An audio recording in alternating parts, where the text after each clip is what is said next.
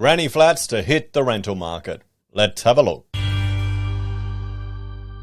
Hello everyone, Florian here and welcome to another episode of HeiseSays. Grab your stein of coffee and let's have a look at what I would consider a fantastic good news story, everyone. Granny flats allowed to hit the tight rental market to help Queensland's housing crisis. Now here's the thing. A granny flat can only be rented to a family member at the moment.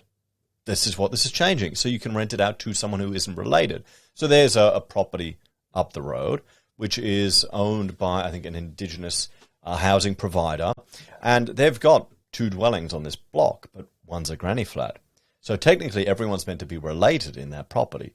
They're not. There's no way they are. They're renting them out and providing them to non-related entities. So technically they're, again, going against the planning legislation, but I couldn't care. I think it's fantastic. I think people should be allowed to rent out a granny flat to strangers if they so choose. There's nothing wrong with that.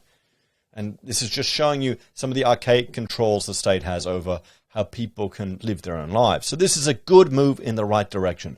Fantastic. And I commend the Labor government for pushing this through. So Queensland homeowners who have granny flats will be allowed to rent them out over the next 3 years under emergency planning changes designed to alleviate the state's housing crisis. No. Okay.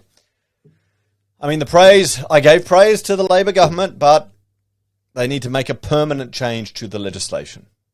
It needs to be permanently changed. They need to remove any of these restrictions, allow people to rent them out to non-family members. It's not the end of the world. They already do. Okay? People already will. It's only the annoying Karens that are dobbing each other in. The move will enable secondary dwellings to be made available to people other than immediate family members and expand accommodation options for smaller households such as students, single persons, older people and couples. Premier Anastasia Palaszczuk said the change would mean cheaper properties will enter the rental market, helping thousands of people. Yes, this is a fantastic idea. Let's make it permanent. Forget about temporary, just make it permanent. Just do it. I can't imagine, how could anyone oppose this?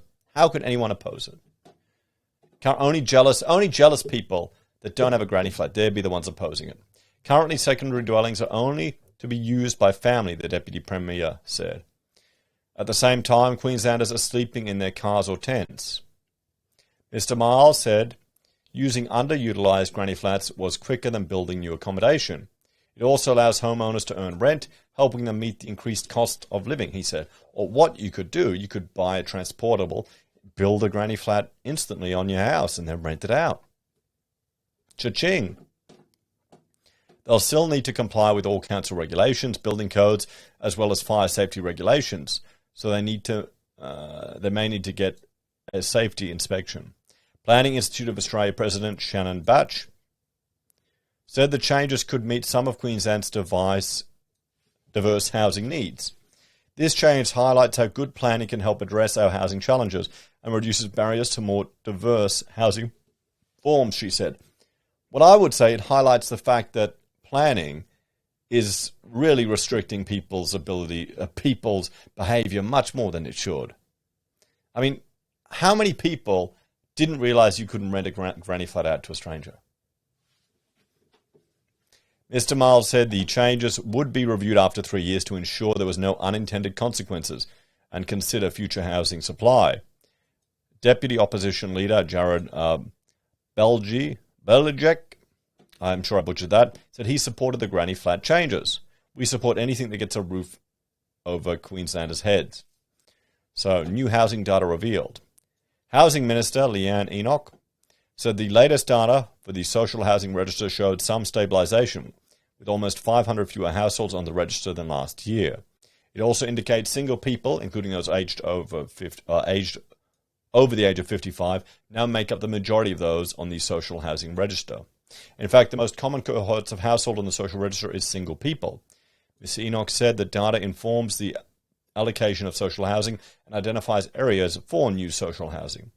She said the data also provides insight into housing or households. According to the latest data, the register has many households, which includes a person with disability.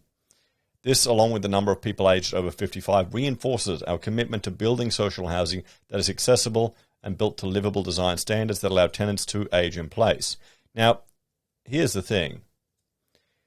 People are moving to the tiny homes as they're pretty much glorified caravans. You can't age in place in those. But some of the livable design standards are going to increase the cost of housing unnecessarily.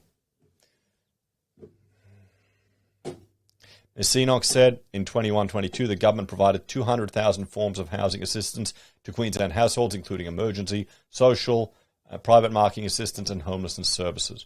Many households on the register have already been assisted with other solutions such as bond loans and rental grants. This means the person or family may have been assisted to secure a home in the private rental market but remain on the housing register. So are they trying to get a house? So guys, well, let's talk about this. This is a no-brainer. Fantastic. Good to see. A good move by the Labor government. It should be a permanent change.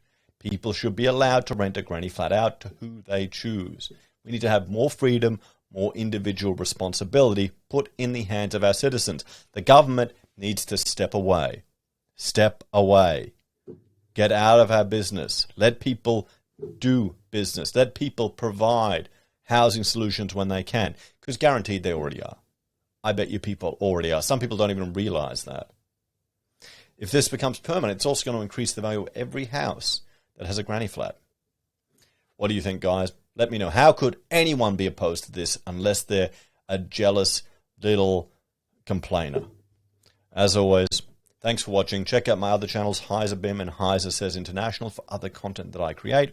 And if you're a fan and want to support the channel, you can financially on YouTube or Patreon using our referral links at Amazon, eBay, Independent Reserve or AussieBroadband, buying our pocket squares or calling us if you need an architect. Take care, everyone. Have a great day, and I'll see you in the next episode of HeiseSays.